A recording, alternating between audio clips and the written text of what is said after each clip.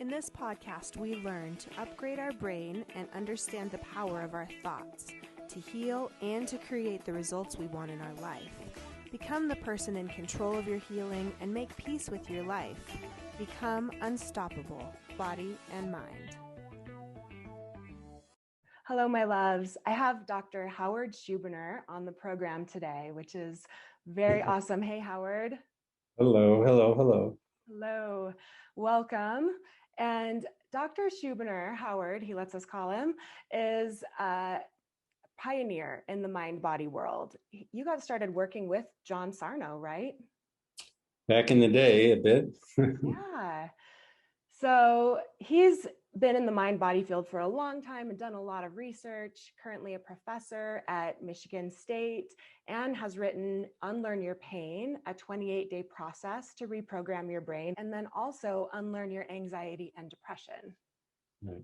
I attended the virtual retreat that you did a couple months ago, and it was for medical professionals to help us understand neural circuit pain, which is either you could call it neurogenic or neuroplastic or TMS or mind body. And it really, the way that you presented, first of all, how you describe pain, I think is awesome. And then the criterion you have for determining if something is neural circuit or not, I found so helpful. So maybe we could start by you describing pain how you would to a patient that comes with you with, back pain or something. Yeah, that's a good place to start. And that's what I do with all my patients. And what I say is that you can't understand pain unless you understand how the brain works. And then I say, well, the brain works by something called predictive coding. Our brains are designed to keep us safe. And so our brains have these mechanisms for balancing our salt and water intake and keeping us, upright and, balanced and, everything. But our brain also has this really important danger signal. And if it feels we're in danger, it's going to alert us and alarm us to keep us safe. And that's been going on for hundreds of thousands of years. It's really good at it. So our brain, and that's one thing. And the second thing is our brain actually generates what we experience. So we don't see with our eyes, which seems odd. We see with our brain. We see with the visual cortex. Light comes in our eyes, but we don't see anything unless our brain interprets that light and creates the image. And sometimes the images that our brain creates are not what our eyes are actually seeing. And we even have that spot where the optic nerve connects that we don't actually have vision, but our brain just fills it in, the blind spot. That's a great point. And with hearing, our brain creates what we actually hear. And sometimes we hear stuff that's not there. How many people have heard their name called when someone wasn't calling their name? Right. And what we feel, how many times have people felt their cell phone vibrating in their pocket when it actually wasn't? Right. Right. And so our brain creates what we experience. And if our brain feels we're in danger, it's going to create something to alarm us and alert us. And our brain has this very interesting quirk that a physical injury can activate pain, but an emotional injury can activate the exact same pain. And the pain is the same because all pain is generated by the brain. And you can have an injury and not have pain because pain is a decision that the brain makes. So once people understand that, then we can begin to explore with them and investigate their situation. And if their brain is creating pain, or if their body is generating pain signals or danger signals in the body, or if it's a combination of the two. Mm-hmm. Yeah, so understanding the brain is so important with pain. All pain is real pain, I've heard you say, and all pain is created in the brain. Even if you have a cut finger, the pain is created in the brain. Correct. You're feeling. And like you say, all pain is real. And all pain is real. So people who have pain are not crazy. It's not their fault. It's not because they want the pain. It's not because they're weak. It's because their brain is generating pain. And why would the brain generate pain? Well, the brain generates pain because it's afraid of something.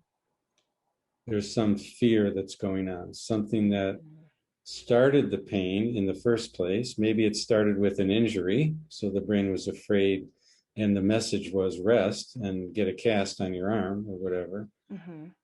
But sometimes, if there's an emotional injury at the same time as the physical injury, the danger signal in the brain doesn't turn off when the injury heals.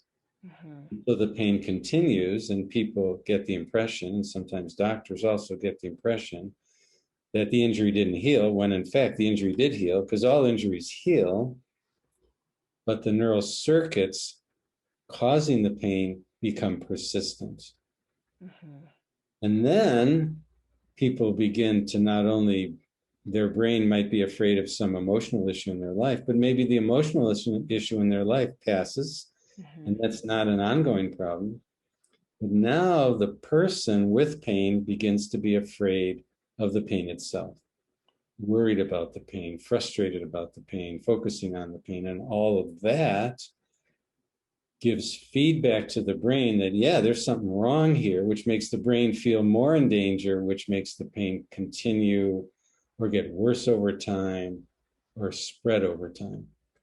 Yeah, and most people go to their doctor and try to find out what is going on at that site, right? Like if it's their back, they would probably have an x-ray or MRI, and if they find some structural damage, then they have even more evidence, evidence that that's what's causing their pain. But maybe we should talk a little bit about the structural damage and whether that actually causes pain or not, as you said, with injuries that have healed. Right. Well, structural damage can certainly trigger pain, but a lot of people have abnormalities on an x-ray or an MRI and not have structural damage. And this is a little bit hard for people to understand. It's hard for doctors to understand.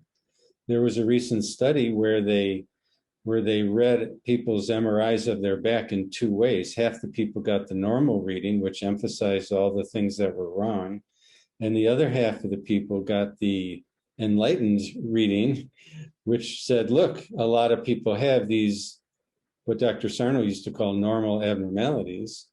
They have these variations that are due to normal aging. And so bulging disc, facet issues, degenerative disc, all those things are common in people starting in their 30s, 20s and 30s even. Yeah. And they rise with age, and they're, 90% of people in their 50s and 60s have these who have no pain. Yeah. And so these findings are not the cause of pain. An MRI can show something wrong, like an abscess, a tumor, a fracture.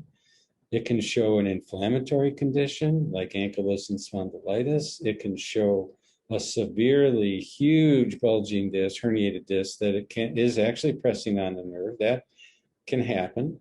Mm. But the vast majority of people with back pain don't have any of those things. Yeah, they have the normal aging process related abnormalities, just like you Exactly. might have wrinkles on your face or gray hairs. Wait a minute. People might. What are you talking about here? I mean, When I you say don't ever have to cover my gray hair, but right, I always say gray hair doesn't hurt, it's normal. But right. if Unless it it's can hurt, emotionally. if when you look in the mirror, it can hurt. Right. And that's just a great example of our society and how like the way that we interpret the changes in our body makes a difference in how we feel. Exactly. I always say that aging, or I always say that getting older is inevitable, but aging is a state of mind. So we try to Yeah, I keep. believe that. I feel a lot younger than people, some in their 30s that are saying, oh, getting older, my back's always hurting, like you're Right. 30. What? Yeah. Right. Exactly. Yeah. So definitely, I think understanding that structural changes are just normal and that's not the cause of pain is so huge, and it's this predictive coding. But what if it's something that just happens, like someone threw their back out? How often is that something structural versus this predictive coding showing up someplace new? Well, people do get injured, and you can injure yourself by a sudden twist or turn. You can injure yourself by overdoing it. But those injuries are quite mild. These are soft tissue injuries, and all injuries heal. So a fracture bone heals in 6 weeks, usually, maybe 8 weeks. But a soft tissue injury, like an ankle sprain or a pulled back, is going to heal in matter of days, a matter of a few weeks at Mm-hmm. most. And so what we need to realize is that if the pain persists after the normal healing time frame, then we have to think, oh, it's not just the injury that we're dealing with here. Mm-hmm. Yeah, and I think I've heard you say, I think in the conference you did say something like most acute pain can be a neural circuit pain. Well, sure. I mean, a lot of times we get a headache if we have a stressful day. That's a neural circuit pain. You Mm-hmm. get a stomach ache if you're, worried about something. You can get a neck ache again if something's going on at work or something's going on in your family. These are acute pains, Mm-hmm. but they're neural circuit pains because you didn't actually injure yourself. And it's Mm-hmm. usually easy to figure that out. But it's only easy to figure it out if you're aware of the possibility. Most people are not really aware of the possibility that a neck ache would be caused by stress as opposed to eye strain or how I'm holding my head or how I slept or things like that. Mm-hmm. Yeah, I do. I've seen that a lot with physical therapy too. People have the expectation that it was because of something they did, how they moved, doing too much. I hear that a lot. Some of the things you said that were interesting to me, as far as things that are not typically causing pain, would even include certain foods. So if people are having certain reactions to foods, that that could that's a predictive pattern from the brain, a neural circuit. Yeah, it's really common that people end up getting afraid of foods or alcohol or whatever because they may have a reaction. Let's say you're having a stressful day and you're eating broccoli. Mm-hmm. Well, your brain has just connected broccoli with a stress or broccoli with the stomach pain that you have from the stress, but you happen to be eating broccoli. So now your brain is making that association. And then broccoli can easily become a conditioned response. So when you eat broccoli, your brain is turning on pain as a trigger. It has nothing to do with the broccoli itself, but then you think it does, so you avoid broccoli. And the more you avoid broccoli, the more afraid of broccoli you are. And then even smelling broccoli can start to cause some pain. And then that can spread. You say, oh, I'm allergic to broccoli. And then, you get stomach pain and then you blame it on wheat or you blame it on dairy or you blame it on, Yeah. meat. And then that can just spiral. And I've seen a lot of people who have constricted their diet so much they can only eat a couple foods, and it's just horrible. They're on what I call the fear food diet. Yeah, that's got to cause a lot of stress too, which just plays into that cycle. Yeah. What are the common, like GI related, gastrointestinal related neural circuit issues? I know you've talked about um, IBS, Yeah, irritable irritable bowel. bowel. That's the most common one. There's something like 20 million people who have this condition in the US anyway. I do. I mean, so many Yeah, people have I it. do. It's just normal. It's part of being human that our gut responds to our emotions. So you can get constipated, you can get diarrhea, you can get bloating, you can get stomach pain. Another condition they call is functional dyspepsia, which just means stomach pain for no reason. Yeah. A lot of people suffer with GERD, gastroesophageal reflux. And a lot of people have the symptoms of reflux without actually having reflux when they're studied. But they call it that, and then they take medication, and sometimes the medication may work, but maybe the medication is working as a placebo, and it's not actually, the reflux isn't actually the problem. Reflux does exist. Some people certainly have it. And so, there's a variety of symptoms that occur in the abdomen. Of course, all the pelvic pain syndromes. Yes. So many people have pain in pelvic area that have, again, go by a whole variety of names, such as pelvic floor dysfunction, neuralgia, interstitial cystitis, vulvodynia, coccydynia. I mean, there's all these names that basically mean you have pain and we don't know why. Yeah. I had a graphic in your presentation that said the percentage of these conditions that are brain induced, and most of them were 90 to 95 to 99% brain induced. And that was irritable bowel, fibromyalgia, headaches, including migraines, Anxiety and depression. Anxiety and depression. That's Right. Interesting. Right, because anxiety and depression, you can have a medical condition causing anxiety, like hyperthyroidism. Okay. But the vast majority of people with anxiety don't have medical conditions causing them. They have anxiety, again, produced by the brain, by neural circuits in the brain. Same with depression. Men with very low testosterone levels can be depressed as a medical condition. Not that common. It's like 1% if it's. Yeah, exactly. Yeah, wow. And so, same with pelvic pain syndromes.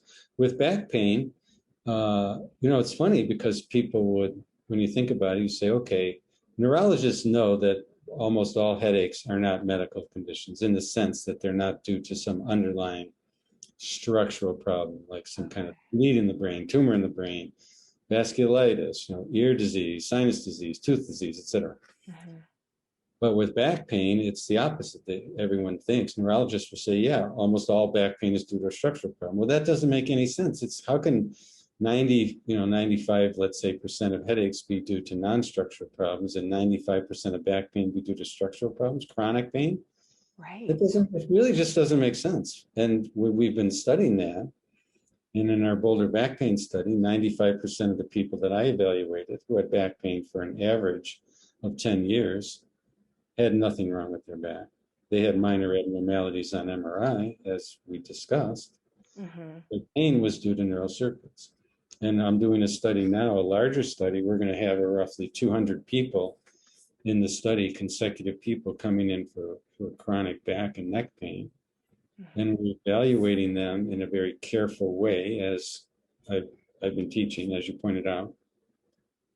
And we're finding that about 85% of them don't have a structural problem. I mean, that's pretty amazing. That it really is, especially since people are getting a lot of treatments on the structures and even surgeries and putting so much emphasis on something that's not working. Yeah, I know. And the treatment then can, of course, be counterproductive. Yeah. It can make people worse because it can be invasive. Yeah. And if it doesn't work, it's frustrating. Yeah. And the labeling of the problem as being crippling, being incurable, being, I don't know what we can do, or threatening to have surgery, which scares people like crazy. And just fear piling on top of fear, which obviously makes people worse. Right. Yeah. I mean, I've heard people being told they have the spine of an 80-year-old and, and they really, that affects people. They think of themselves in that way after that. Right. It's hard to not hear that after you've heard it. And I've had so many people, repeat to me some of those words that the doctors have said, like, your back looks like, really crippled. You may never get better. You will probably have to live with this the rest of your life. These are really scary statements. Medical cursing, I've heard it called. Yeah, that's a good, Yeah. But as a physical therapist, I understand, like, you try to explain these things as best you can. And it was interesting to me to hear you say things like, the leg length discrepancies, the weak core muscles, the muscular imbalances, joint instability, even inflammation doesn't cause pain. Right. We are doing a lot of work with teaching physical therapists and people who do manual medicine, like chiropractors and osteopaths. We're doing a lot of work in trying to help them unlearn some of these ideas and concepts that they have been taught are the cause of chronic pain when they're just normal variations. Yeah. Inflammation is really an interesting situation because, and I've written about this a bit, but people fail, I think, to distinguish what I would call macro inflammation from micro inflammation. Macro inflammation or localized inflammation can certainly be the cause of pain. Rheumatoid arthritis can cause inflamed joints. Mm-hmm. Lupus can cause inflamed joints that can be hot and red and swollen and tender, and you can see them.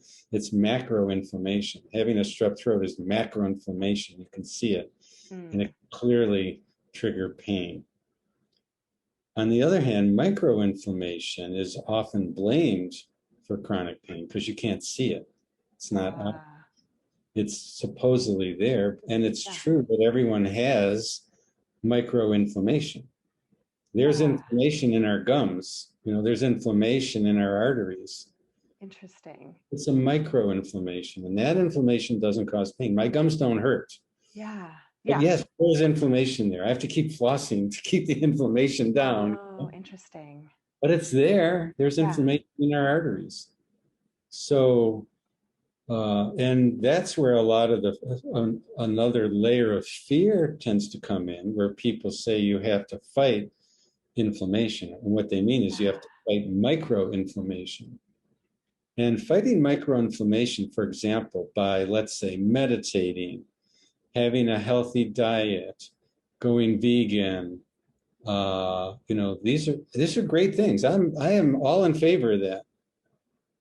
And maybe it will make your life better. Maybe it'll make you live longer. It probably will. I have no doubt about that. Mm-hmm. But that has nothing to do with chronic pain. Okay, that's the distinction that I will make. But when people get afraid to have potato chips because it's going to cause inflammation, it's going to cause them pain, then they're back into that pain, fear, pain cycle again. Mm-hmm. So if it's, this is kind of my theory, if it's moderate, like we're designed as humans, we can withstand a little bit of sugar, it's not crippling to our system. And like you said, it's maybe a potato chip isn't going to cause that inflammation, or we already have inflammation. And so it's, just, we've been told that we have to avoid these things to avoid this inflammation, to fight it, right, where we do have the capacity to kind of metabolize a decent amount of. Absolutely. Well, I do. I might just be justifying eating candy here, but for me, it makes sense that, unless our diet is purely candy, right. We can handle some of that.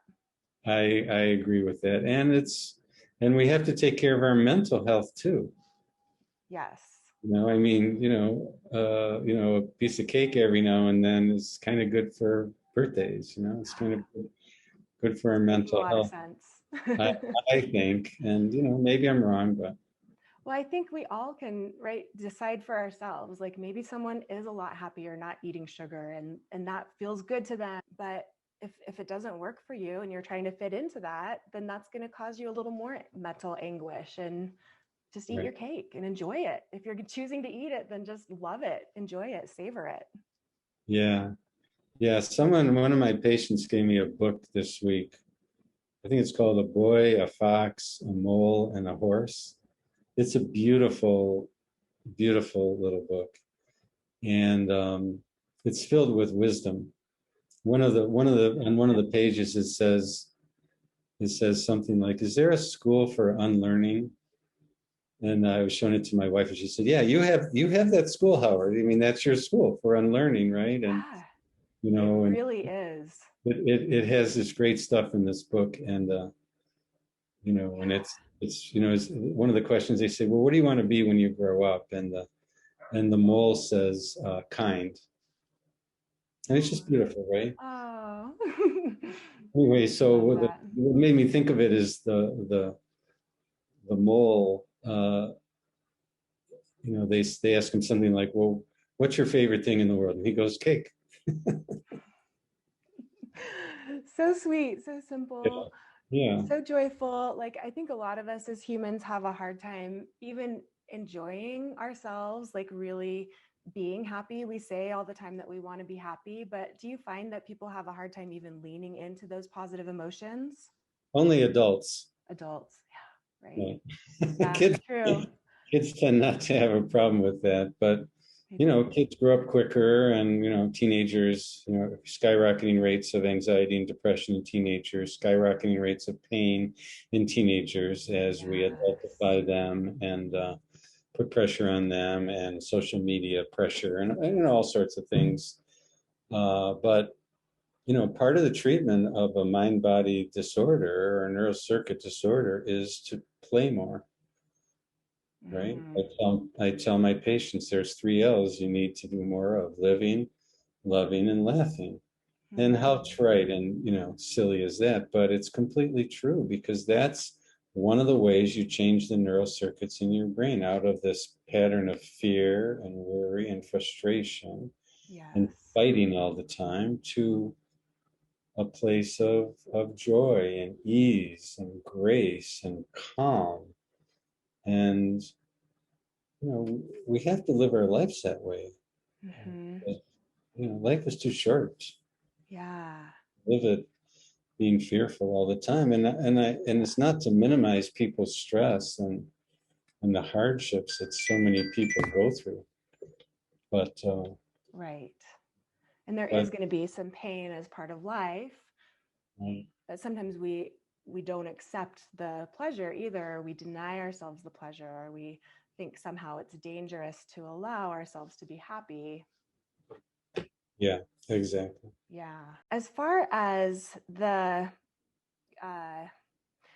the history that you find with people, I know that sometimes people have some very traumatic things in their childhood. Other people don't seem to have that. There are definitely personality traits that play into it. What, in your mind, are kind of the biggest factors that contribute, other than being a human and having a brain? Yeah. Well, your point is very well taken, because all humans get neural circuit pain, all humans have stress, all humans react to it. Our brain is always there as a danger signal, alerting us if there's something that's wrong. But clearly, people who have had childhood trauma, have had a lot of difficulties in their life, their brain tends to become more sensitive to stress. And so their danger signal may be set at a more sensitive level. So it may take less stress in them to trigger headaches or back pain or anxiety or fatigue compared to somebody else. And I was just talking to a young woman today who you know, we admitted that she's a perfect people pleaser. She's a Mhm. PPP. And PPP. she's I'm a she's recovering yeah. I PPP. mean, so many people are, and it's not a bad trait to want to be nice to other people and please other people. But when you take it to such an extreme where you negate yourself and you don't stand up for yourself, that's a disability. And Yeah. that's something that's part of the message that her pain is giving her, is part of the message and part of the growth and learning that she can do from this, and seeing her pain as a gift, really, to help her be a stronger and more confident person, is to start to dial some of that people pleasing back, and to practice saying this, you know, what I always say, the magic word that starts with an N and ends with an O and only has 2 letters, can be.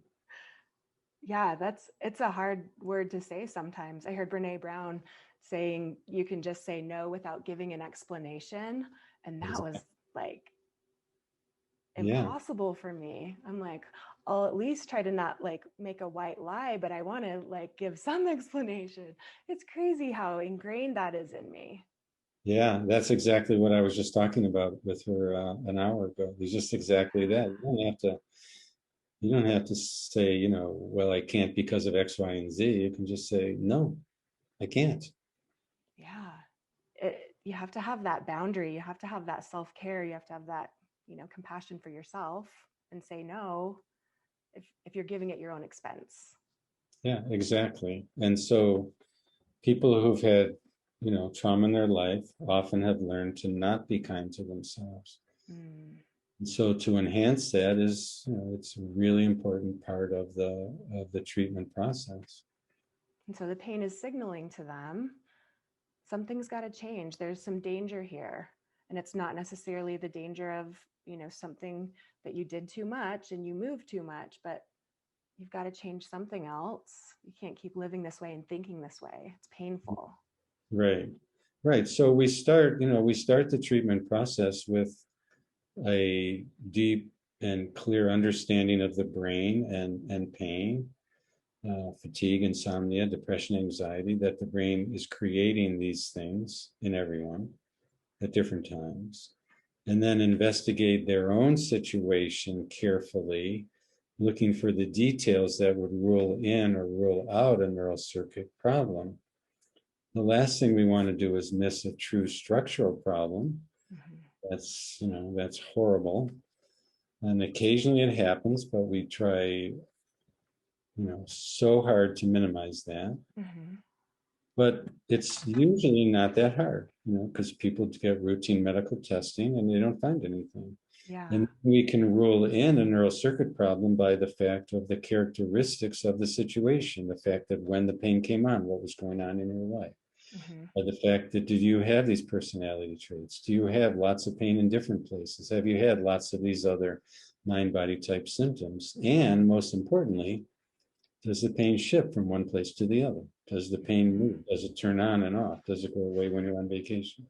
Yeah. Is it triggered by the wind or by cold or by rain? Is it triggered by stress? Is it triggered by foods? All these innocuous things that actually show us, and the brain is actually showing us, oh, look, it's me. I'm doing this. Oh, I like that way. The brain is showing us that by these patterns. Exactly, right. Yeah. Because, it's in one wrist and it goes to the other wrist. Well, I thought I Mm-hmm. injured my right wrist, but I didn't do anything to the left wrist. Why did the pain jump over Yeah. there? The pain's going like, hello. Yeah. Yeah. I mean, as physical therapists, we'd say like, oh, you must be compensating, you're using this wrist more now, or, with the back, we could always say it up and down the line. Oh, your shoulder, well, your back, you're probably twisting, but it's just your brain. Yeah, it's so simple. And Yeah. once you understand this dynamic, now you can't not see that. Once you Yeah. really understand it. So I'm working with a physiatrist, a PM&R doctor, Mm-hmm. great guy who's doing standard PM&R practice, seeing tons of back pain, doing tons of injections, thinking it was all structural. And he went to a lecture, and the lecture said, there's a mind-body connection here. Look closely. And he started looking closely. And he's like, wait a minute. The closer I look, the more I see. Yeah. And it just doesn't add up. Yeah. He had an amazing case the other day, told me about. He he had a patient with a kind of an older guy who's a manual laborer, works really hard, been working using his back and his muscles his whole life. He's got this severe low back pain. It's there all the time. It doesn't vary, it never changes, never goes away. He's Mm. got this severe spinal stenosis on his MRI. And my friend, who is very well aware of the mind body connection, thought this was a structural problem. Mm-hmm. Okay, so the spinal stenosis is causing all these nerve roots to be compressed, supposedly on the MRI, but yet he doesn't have leg pain. Oh. If the nerves are actually compressed, Ah. You would expect leg pain, right? Well, he In didn't a have, certain distribution too, right? Just yes, in different a certain nerves. distribution, the back of the leg, side of the leg, Yeah. etc. S1 nerve root, L5.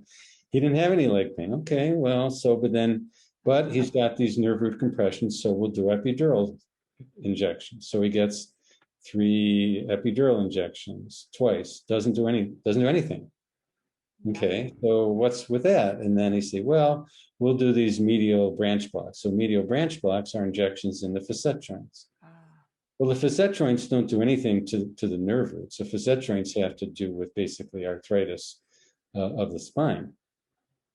So the injections are lidocaine. So the lidocaine is going to go in and it's going to cure the problem if the problem is inflammation in those facet joints. mm-hmm. But it's only going to cure the problem for 4 to 7 hours because the lidocaine is going to Ah, wear away, wear uh-huh. off. So this guy gets these facet joints, and within an hour, he's fine. He's like totally fine. Totally fine. Okay? Totally fine, pain gone. So that could be the efficacy of the lidocaine. Uh-huh. So the guy comes back to see him a week later. He's totally fine. Wow. Wait a minute, Yeah. wait a minute. The lidocaine What? wore off six and a Yeah. half days ago. Why are you Wow. fine now? And he's like, guess what? This was not a structural problem. And he still does manual labor, right? He's still doing Yeah, he's stuff. still working. He Yeah, didn't go he's on fine. vacation. It's been a month now. The guy's fine for the last month Wow. So from this this is, one lidocaine injection. yeah. That's a placebo effect. Yeah. And it's so interesting because it's like, sometimes people hear about this work and they're like, okay, so I have to like journal every day and I have to get into my childhood trauma and I have to like, aren't there just like hundreds of different ways people find that are their own unique answers? Like, Absolutely. I am very leery of one size fits all. yeah. You know, Yeah. if you read my books, yeah, there's a program there, but my advice is don't do it. Don't do all Yeah. of it, or Like, pick and choose yeah, what you pick need and to do, choose. Yeah. right? But don't get locked into, don't be constrained to feel like you have to do everything, because now you're people pleasing. Now you're Yeah. being obsessive, and Yes. you're increasing fear. If I don't write every day, my pain will come back. Well, Yes. that's not true. That's the fear energy that's Right, exactly. perpetuating your pain. Right. So, I don't start with the emotional processing work. I do that more toward later. And again, only if people need it, Mm. and only to whatever degree they need it. Yeah. Some with just the education, that alone Right. gets rid of their pain. And I've seen this even with someone with childhood trauma that in the course of 6 months we never even talked about once, but within 4 weeks of her learning about her back pain and believing something different, her back pain was gone. Yeah, I saw a woman yesterday, incredible, horrible, not only childhood trauma, but then incredible trauma from an severely abusive husband for, I don't know, 7 or 8 years, something like that. Now she's out of that relationship, uh, but she has a ton of pain, pain level 8, 8 out of 10 all the time. This has been going on for 20 years. So I saw her yesterday. I'd seen her 1 week before. How are you doing now? Well, my pain's a 3 now. In 1 week. 1 week. Yeah. We didn't Wow. do any emotional processing of all that You didn't. You just stuff. educated her on Right. neural circuits. Right. And start the process of separating from the pain. Start the process Ah, of not fighting it, not yes. fixating on it. Start the process of not fearing it. How do you suggest when someone's in an 8 out of 10 pain, How do you suggest? starting that process of not fearing it Well, step by step, step by little step? bit Just, by little bit. Yeah. yeah. Just doing the process. If you took the course that I teach, I demonstrated what I've been calling provocative testing. Yes. I'm starting to call it neural circuit testing now. But anyway, help trying to demonstrate to people in real time that these neural circuits can change. Yes. I've So used that a lot actually since that time. It's how so do you, yeah, powerful. What are you finding?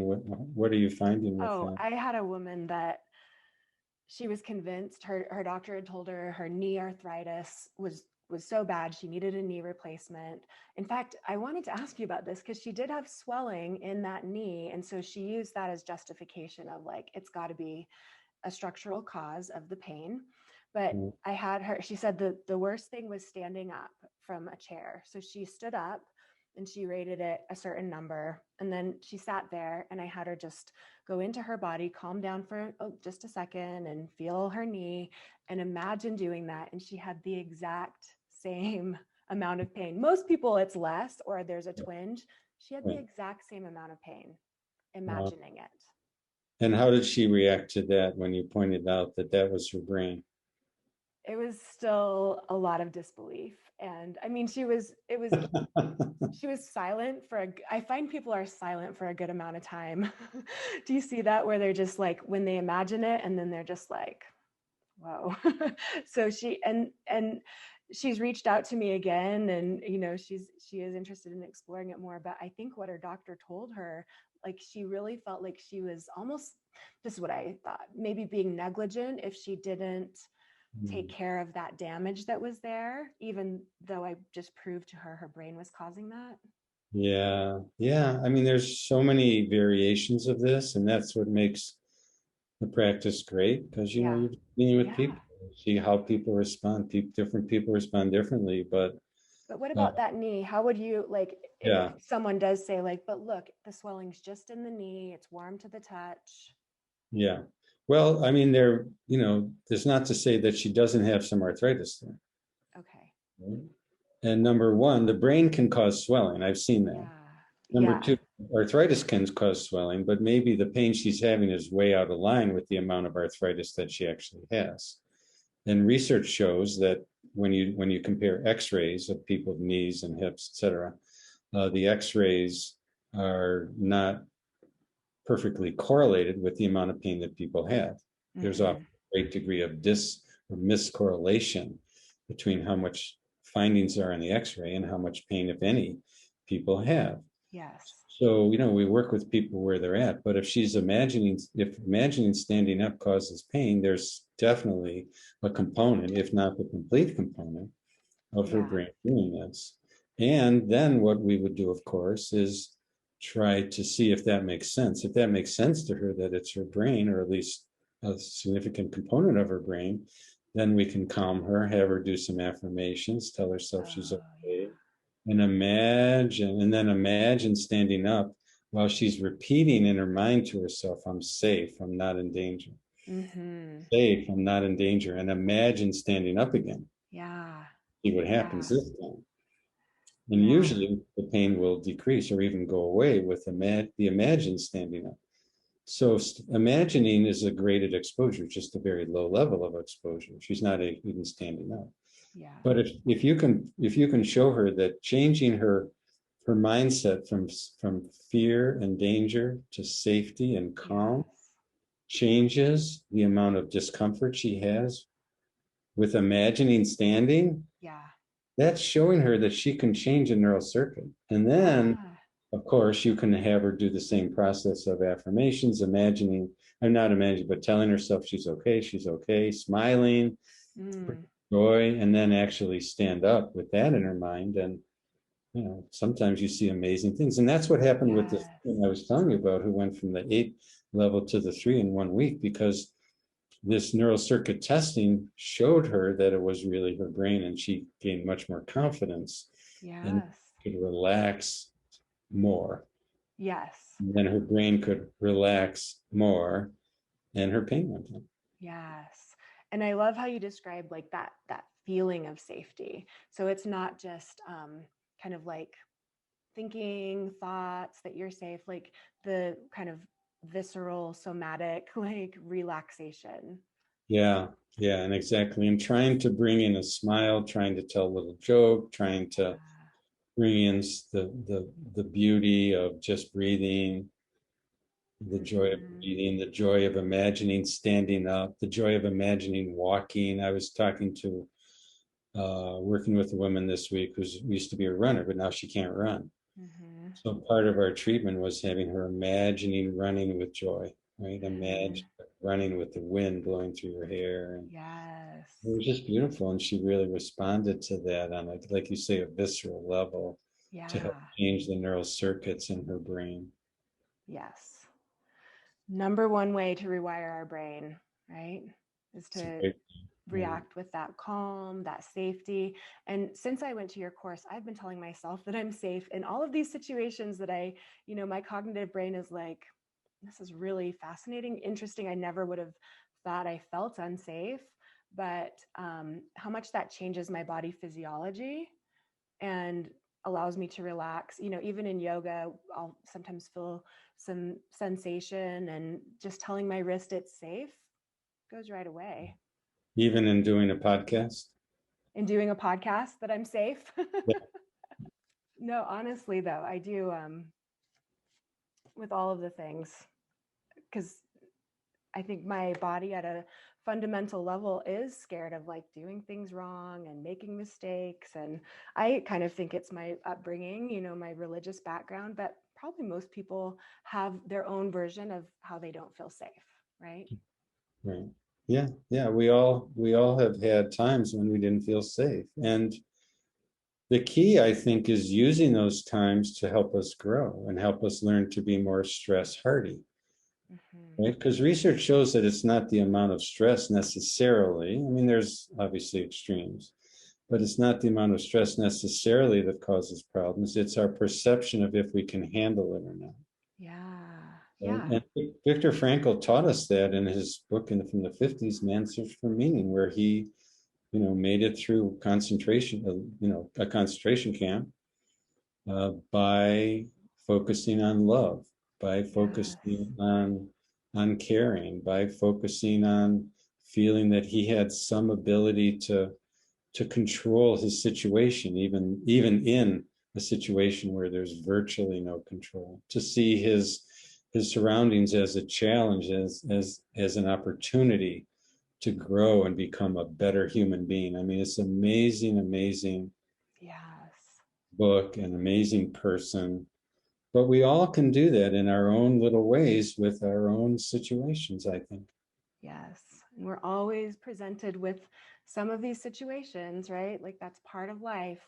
A pain-free life doesn't exist. That's not humanity. But seeing that pain as opportunities to grow. Right. And an Yeah. emotion-free life is not an option. Yeah.